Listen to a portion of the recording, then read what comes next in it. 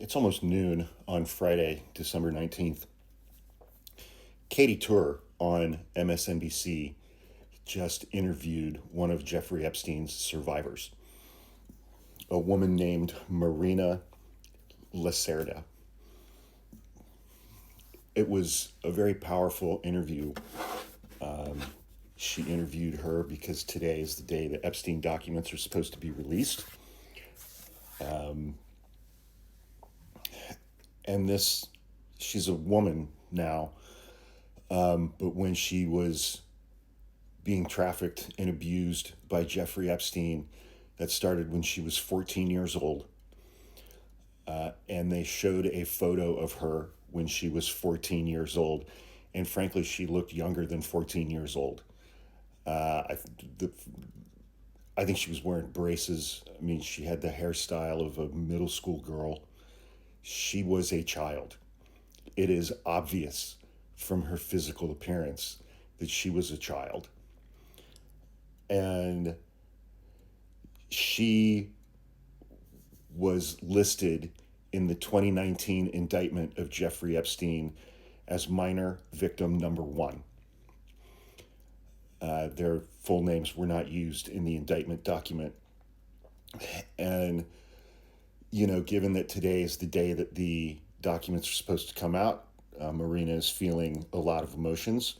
She's scared that the files won't be released and that redactions that are being made by Donald Trump's DOJ will be redactions to protect the powerful, wealthy men involved and not to protect the victims, the survivors.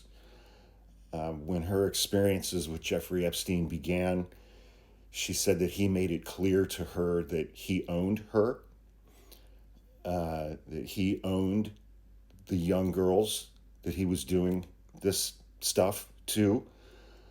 He said he owned banks, governments, presidents, Saudi princes, everyone.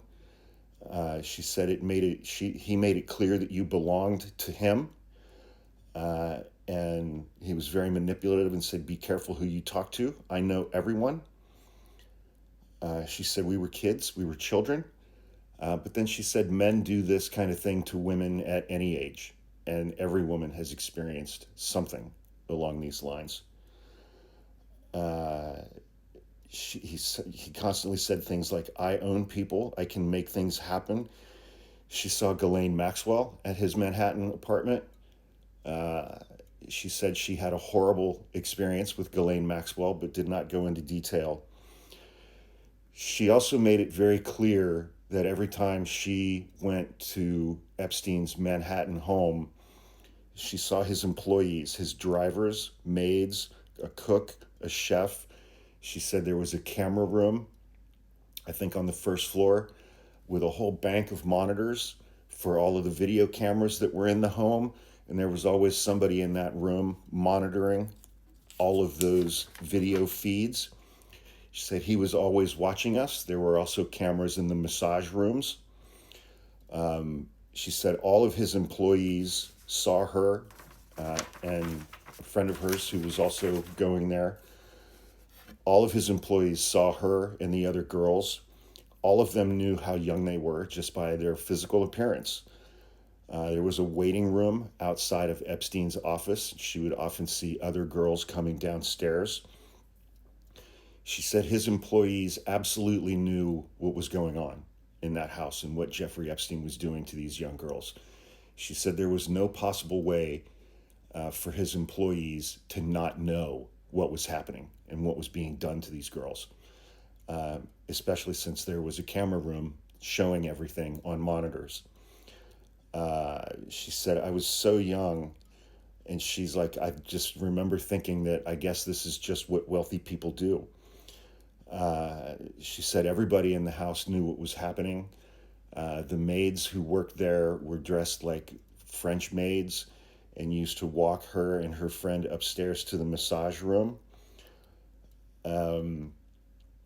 Katie Tur asked her, what do you want to see in the files if they are released today? She said it's very hard to say. She was very emotional. She started crying.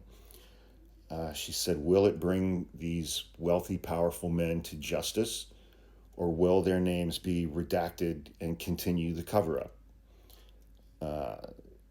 She is absolutely sure that other powerful, wealthy men were involved in Epstein's activities and his abuse of girls.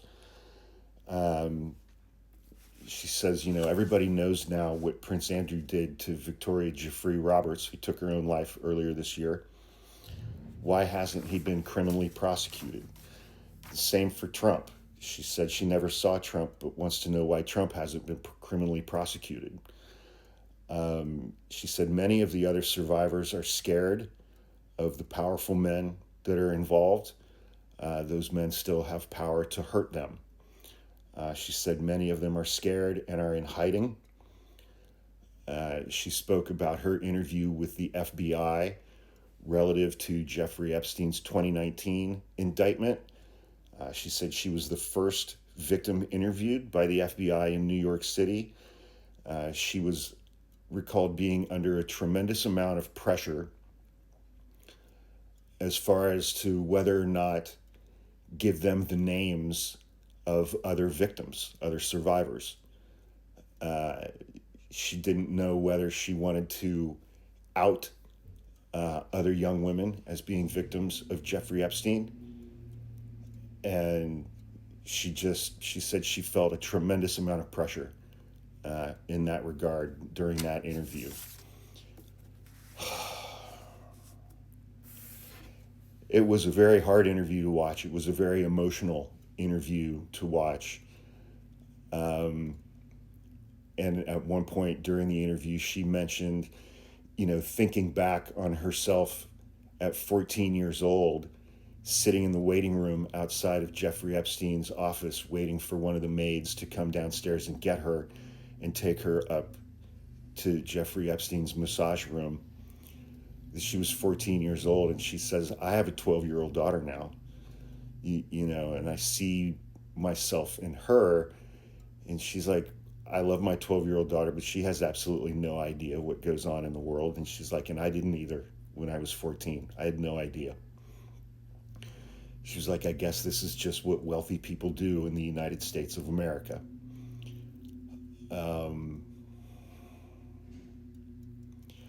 And again, I've said this many, many times. It's like, I think the victims and the survivors and their stories and their experiences get lost in the media narrative, in the social media narrative about Jeffrey Epstein and Donald Trump and people like Prince Andrew and Larry Summers and Bill Gates and Woody Allen and Steve Bannon and all of the other men.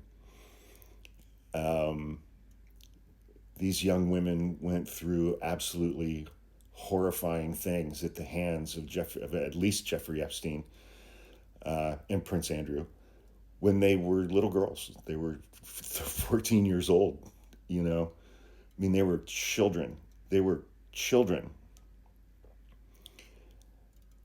And she was like, I guess this is just what wealthy people do in the United States.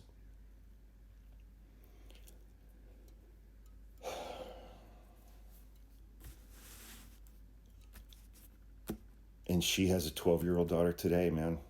I can't even fathom what that experience is like, thinking back on what she went through. It was just, hopefully they'll put this interview up on YouTube. It was Katie Tur, Tur interview with Marina Lacera, Lacerda. It was quite an interview to watch. And there are hundreds and hundreds and hundreds and hundreds of women with similar stories from when they were children, from when they were 14, 15, 16 years old, involving Jeffrey Epstein and these powerful men. And I think about them when I think about Pam Bondi and Donald Trump and Kash Patel and Todd Blanch and what they're doing with Ghislaine Maxwell and whether or not they're actually going to release anything meaningful from the Epstein files. I hope they get justice someday. I really, really